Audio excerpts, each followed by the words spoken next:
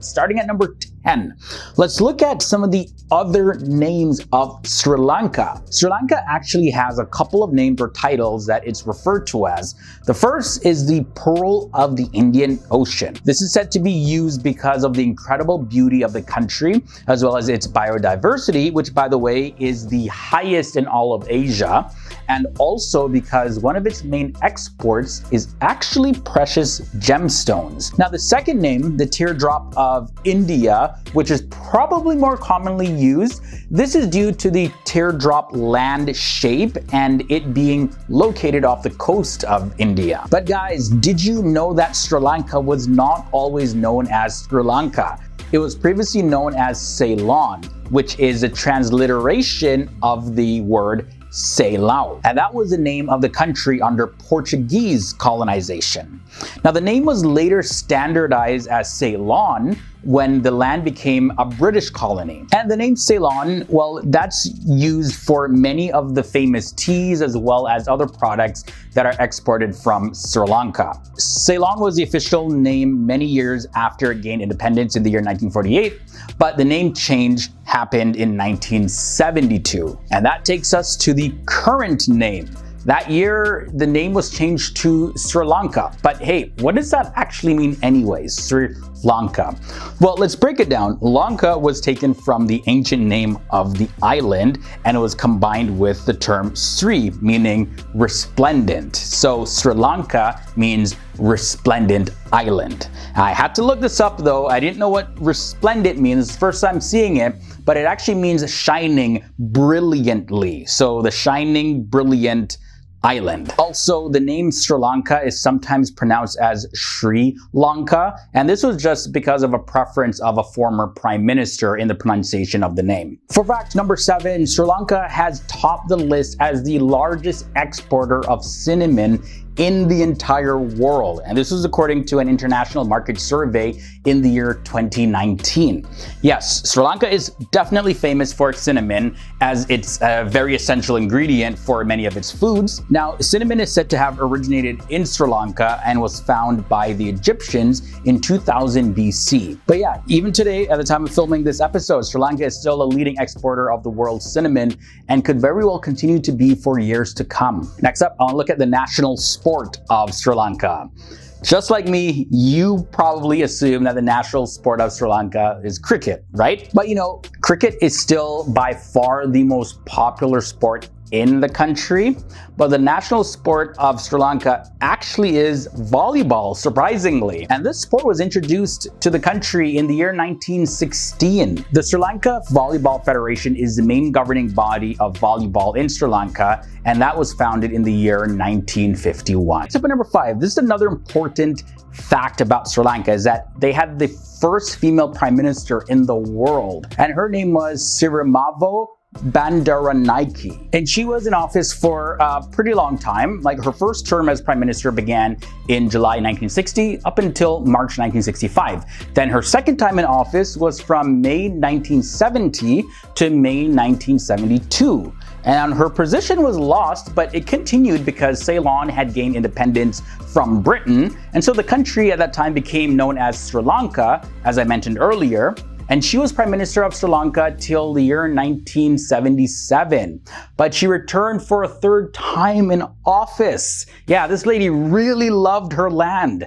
In the year 1994, she served up until the year 2000, which was also the year that she sadly passed away. Next up, let's look at the flag of Sri Lanka. Sri Lanka's national flag is one of the oldest flags in the entire world. Like, take a look. See, this golden lion flag was said to have been brought with the first king of Sri Lanka from India. Now, in the year 1815, when Sri Lanka became British Ceylon, the Union flag of the Brits was introduced into the flag. Then the golden lion holding a sword was re-added in the year 1948 after independence. Then the 4 bow leaves that you'll notice in the corners, they were added to replace spearheads that were in the corners in the year 1972. And with that, we now have the flag of Sri Lanka to this day. Those 4 bow leaves, by the way, represent the 4 values virtues of Sri Lanka. That's loving kindness, compassion, equanimity, and happiness. Fact number 3 is pretty interesting as well. Adam's Peak is the most sacred mountain in Sri Lanka. Adam's Peak is also known as Sri Pada, and it has pilgrims from all over the world come there and climb to its peak to stand in the famous footprint that was left there. Now, Buddhists, they believe that this was a footprint of Buddha when he visited Sri Lanka. And Tamil Hindus believe that is a footprint of Lord Shiva. But among Christians and Muslims in Sri Lanka, it's believed that this footprint was left by Adam. And this footprint happened when he was sent out of the Garden of Eden, and some believe that Sri Lanka was actually Eden itself. Next up, let's look at Buddha's tooth. This is a sacred tooth relic of Lord Buddha, and it was brought from India in the 4th century CE, and it's actually still preserved in the Temple of the Tooth in the city of Kandy in Sri Lanka. Every single summer, there's a huge festival known as Isala Parahira, which is the festival of the tooth, to honor this tooth, and the relic came to be regarded as a symbolic representation of the living Buddha. And the note I want to end off on takes us to the oldest human planted tree. The oldest tree planted by a human being rather than by natural seeding. It's located in Anuradhapura, one of the ancient capitals of Sri Lanka. Now, it's a sacred fig or bow tree, and it is believed to be over 2,300 years old, and this tree is called the Sri Mahabodhiya. This tree was planted about 288 BC, and its mother tree is said to be the famous Bodhi tree under which Lord Buddha achieved enlightenment when he was meditating. Starting with fact number 10, let's look at Lipton tea. Did you know that the company Lipton Tea was built by a Scottish man named Sir Thomas Lipton? Well, he had bought a tea plantation in Ceylon, which is now known as Sri Lanka, back in the year 1890. So yeah, Lipton Tea was founded in Sri Lanka, pretty much. Same place, just different name at the time. Now, millions of people around the world enjoy teas from Lipton. Now, fact number 9 takes us to the languages. Well, the official languages of Sri Lanka are Sinhala, also known as Sinhalese, as well as Tamil. You'll see most signs in the country containing these two languages, as well as you'll notice English, since English is widely spoken in the country. Sinhala is the native language of the Sinhalese people, who make up about 70% of the population of Sri Lanka. And Tamil, which is Sri Lanka's second official language, is spoken by about 5 million people in the country, which is about 15% of the population. And the majority of people in Sri Lanka are very fluent in English. Sri Lanka also has the highest density of waterfalls in the entire world. It's said that there are 382 recorded waterfalls, and these can be found all over the country. Sri Lanka is definitely the country to see all kinds of waterfalls. There's the Bambarakanda Falls, and this is the tallest waterfall in Sri Lanka. It has a height of 263 meters, and it ranks 461 in terms of height when it comes to a waterfall when you compare it on a global scale. Facts about Sigiriya come next. Sigiriya is one of the top tourist destinations in Sri Lanka, and it has been dubbed as the 8th wonder of the world. Sigiriya is an ancient rock fortress that is found in the Golden Triangle of the country, and this is near the Dambulla Caves as well as Polonnaruwa. It is considered a UNESCO World Heritage Site, and you can climb the top of it in about 3 hours or less. And at the top, you're going to see where some lion paws are actually carved out. This structure was built on top of a large column of stone during the 5th century AD. And when it was originally built, it was actually a palace for King Kashyapa. And after the king passed away, it was used as a Buddhist temple. Now, we got to touch on real quick about the Civil War. This isn't necessarily the most positive fact about Sri Lanka's history, but Sri Lanka was tied up in a 25-year-long civil war where it's estimated that between 70,000 and 80,000 people lost their lives. This conflict finally ended in the year 2009 when the government forces seized the last Tamil Tiger stronghold. Now, the Tamil Tigers Wars are an organization that had set out to establish an independent Tamil state. Now, the origins of the Sri Lankan Civil War was rooted in the continuous political bitterness between the majority Sinhalese and the minority Tamils. That's it in a nutshell, but there's so much more to look into that. We'll probably do a dedicated video just looking at the Sri Lankan Civil War. At fact number 5, let's look at the national flower. The blue water lily is the national flower of Sri Lanka. In the year 1986, the blue water lily was actually declared the national flower. And since the water lily is often depicted at Buddhist temples as well as used in Buddhist ceremonies, on top of the fact that it grows pretty much everywhere in the country, it really makes sense that the blue water lily is a national flower of Sri Lanka. The flower symbolizes purity, truth, and discipline. Now, we haven't really talked about the capital city of Sri Lanka, and that is Colombo. This is the commercial capital as well as the largest city in Sri Lanka. Of course, it's also a very popular tourist destination as well. It is next to the west coast of the island, and it's also located near Sri Jayawardenepura Koti, which is the capital of the Legislative Assembly of Sri Lanka. Now, the name Colombo, it was first introduced by the Portuguese back in the year 1505. The name Colombo is believed to have come from the classical Sinhalese name meaning on the banks of the river Kilani. Now let's look at devil dancing at number 3. The Sri Lankan devil dancing is a form of improvisational dance that is descended from the ancient Kandy Sri Lankan culture. The devil dances are an attempt to really respond to a belief that is held by most people that certain illnesses and things that come on people that impact them negatively are caused by unseen forces, and that those forces need to be cast far away from people. Dancers wear masks depicting various different characters, and the dances are led by drummers who also signal the start of the ceremony. Now, the full ceremony / ritual usually lasts until the morning, but sometimes, get this, dances can go on for multiple days. Because of the unique sound that is played during the dances, it attracts people to participate in the dances, and they come to join at various different times. So of course, yeah, this can go on for multiple days. This is an interesting fact. Stilt fishing. You've probably never heard that term before unless you are from Sri Lanka.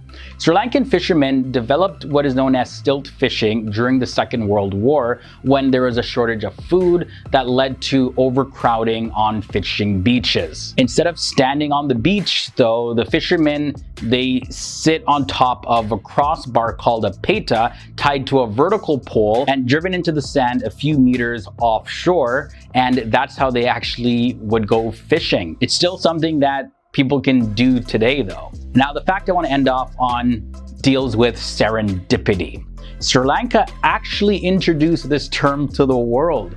So long ago, the island of Sri Lanka was called Serendip by the Persians as well as the Arabs, who came to know about the existence of the island through trading, and this name was of Arabic origin. It was used as early as 361 AD, and there was actually a Persian fairy tale called The Three Princes of Serendip, was written describing heroes from Serendip who would often make discoveries by accident. Now, fast forward to the 18th century, Horace Walpole, who was an English writer as well as a politician and a historian, he was inspired by this fairy tale and he coined the term serendipity, and this term was used to describe discoveries made by chance, and now everybody uses it all around the world. There's even a movie made after it, Serendipity.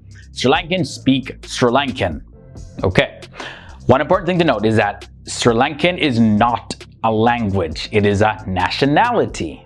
Sri Lankan people speak various languages, most commonly Sinhala, or you'll find people speaking Tamil, depending on which part of the country that you go to. Sinhala script has those interesting curves and swirls and lines. It looks very interesting. Now, Tamil is a Dravidian language that came to Sri Lanka from India. English is also very commonly spoken in the country, especially in big cities, as well as for governmental matters. Number 9, all food is spicy in Sri Lanka. This is a big one for Americans especially. They assume that all Sri Lankan food is just so spicy and that it should be completely avoided because it's just too hot to handle. Well, Sri Lankan food is similar to Indian food, as you can imagine. There's a lot of spices in curry, roti, etc. But Sri Lankan food is not necessarily really known to be super spicy, but rather it's known that the foods are very flavorful. But of course, some dishes are spicy. And since it is an island, Sri Lankan food has a lot of fish and tropical fruit incorporated into it, and lots of flavorful noodle and rice dishes can be enjoyed as well. Number 8, Sri Lankans become doctors or store owners. Yeah, this is a big misconception about Sri Lankans and just South Asians in general. It's that if they go to another country, they're going to become doctors or convenience store owners, or maybe even work in IT. But it's often assumed that if you are going to college or university, it is to study medicine for the most part. But you'll find that Sri Lankans study and pursue all sorts of fields like business, finance, construction and engineering, and media arts and entertainment. So those stereotypes, they're just not true. Number 7, Sri Lankans are either very poor or very rich.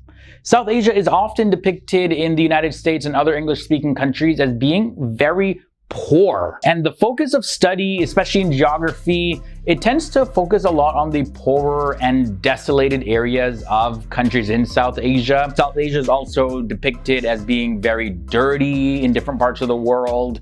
Now, there isn't much focus on the beauty of South Asia or the very large population of the middle class. This misconception that Sri Lankans are either very poor and have probably lived a life of hardship and struggle, or on the flip side that they're either super rich and live in palaces, well, that continues due to the focus of study in foreign countries. Number 6, this is a big one. Cricket is the national sport. Yeah, this one comes as a surprise to pretty much everybody. You might assume that it is the national sport, even though it's the most popular sport in the country. But in actuality, the national sport of Sri Lanka is volleyball. Now, this sport was introduced to the country in the year 1916. Now, there is the Sri Lankan Volleyball Federation. That's the main governing body of volleyball in the country, and it was founded back in the year 1951. So yeah, Sri Lankans take their volleyball very serious. Sri Lankans are not fluent in English.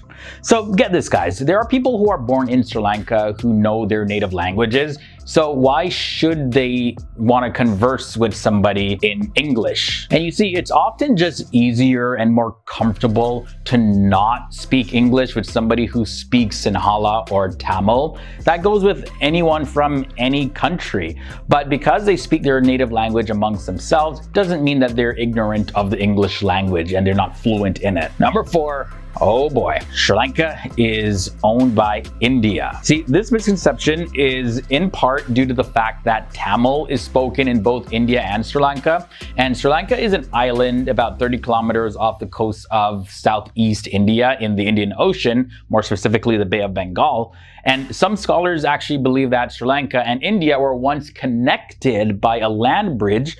This goes back thousands of years, but over time it's covered by water, and that's no longer the case. Either way though, India is the only neighbor of Sri Lanka. Both India and Sri Lanka are republics within the Commonwealth of Nations. So no, India does not own Sri Lanka. And now number 3, this lie, it's pretty similar to the one that we just talked about, that Sri Lanka is just like India. Now, there is a world of a difference between these two countries, although they are neighbors. But one of the biggest, of course, is that they're located in different places. Sri Lanka is an island, India is not. And the people, the culture, the religion, nature, and landscape of the countries, they're completely different as well. And at the time of filming this video, the population of Sri Lanka is about 21.5 million, and the population of India is 1.3 billion. That's a huge difference in population. So you see that the countries are not necessarily the same. And it's also said that various parts of Sri Lanka are a lot more clean than India, just due to the fact that the country is built differently, as well as they don't have as many people in the country. Number 2, Sri Lankans are mostly Hindu. Due to its connection with India, many foreigners, they just assume that the majority of Sri Lankans follow some form of Hinduism. However, according to a survey done in 2019, Buddhism is actually the largest religion of Sri Lanka, with 70.2% of the population practicing the religion. Then following that, we have the Hindus, but they're just at 12.6%. Then there's Islam at 9.7%, and Christianity sits at 7.4%. This survey said that most Muslims follow the Sunni branch of Islam, while the Christians are mainly Roman Catholic. And finally, the biggest lie we're going to look at in this episode: Sri Lanka is unsafe. This is the biggest misconception, stereotype, and lie about the country that I could have found for this video. Sri Lanka is actually a safe country to travel to, and especially hanging out with your friends and family, or even traveling solo. There is another side to consider though when it comes to the safety in the country. The weather can be very unpredictable, like monsoon season can really wash out roads, and swimming and surfing in Sri Lanka can be very unsafe. And also sometimes the remnants of the Sri Lankan civil war rises up occasionally. But visiting Sri Lanka as a tourist is very safe, and it is unlikely that you'll be harmed physically. So no, you can throw that stereotype, misconception, and lie out into the water. Sri Lanka is a very safe country to travel to.